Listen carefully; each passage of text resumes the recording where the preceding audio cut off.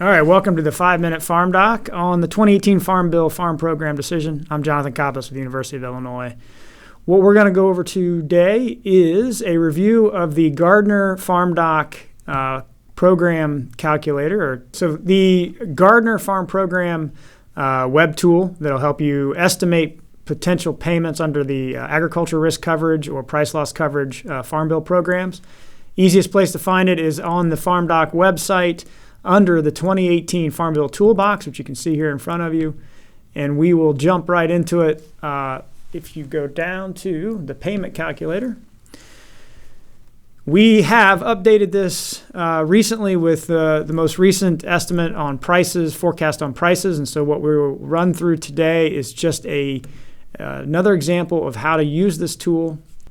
Just a reminder on the FarmDoc Gardner calculator, you need to sign in, put in an email address. It will send you a link to verify that email. Of course, we always want to make sure that we're keeping the information secure and that the people using it are not bots. So you will need to go through a sign-in process if you haven't already with an email address and password. Once you're into the FarmDoc calculator, the Gardner calculator, what we're looking to do then is very simple and straightforward.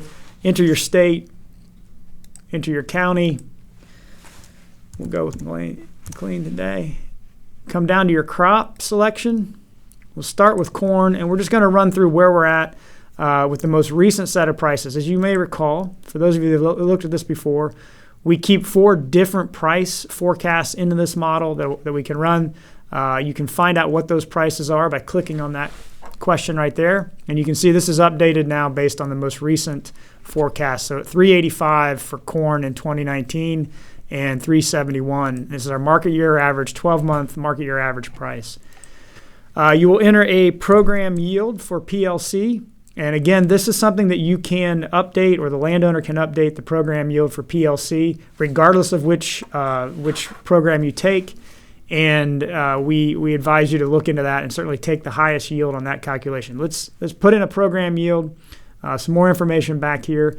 Notice this little box is indicating that the ARC County program is using a trend yield adjustment. It's not anything that you need to worry about. That's done automatically both in the model and at FSA. And then you're going to run the model. As you can see, with the new prices, we are, for 2019, not expecting either program to be much of a payment or much of a factor. Now, again, this decision you're making for March 15th of 2020 will cover both the 2019 crop year and the 2020 crop year. So you're making a 2-year decision, and beginning with 2021, we will revise or be able to revise that decision and look around. So at a $3.85 market year average price, we are not expecting much of a payment. 13% either ARC or PLC, potentially a slightly larger 19 payment for ARC County. But again, we don't expect much. This is above the $3.70 reference price. So what you're seeing is this estimation, this potential likelihood of payments comes from 1,000 runs of this model around this price and yield scenario, and it is kicking out the potential of payments. Obviously, if we end up at $3.85, there's no PLC payment, and it's unlikely we'd see an ARC County payment either.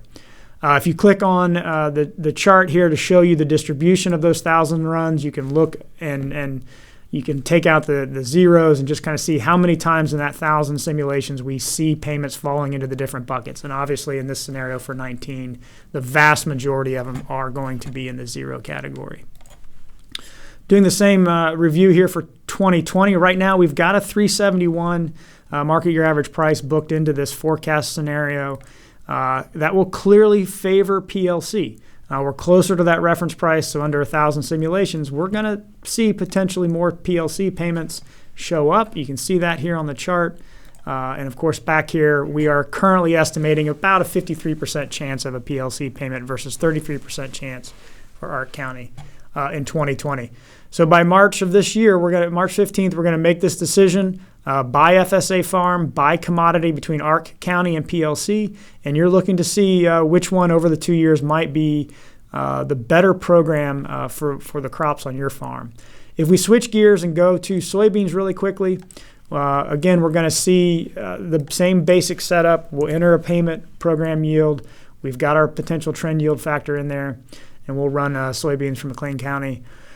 And once again, we don't have high expectations for payments under either ARC or PLC, although with the situation in soybeans around a market year average price of $9, we do see a higher potential for ARC County payments and a slightly larger payment in that potential. So about 30% chance in 2019, but that shifts then in 2020. So this is going to be a much tougher decision around soybeans and maybe something we want to look closer at what we think yields are going to be.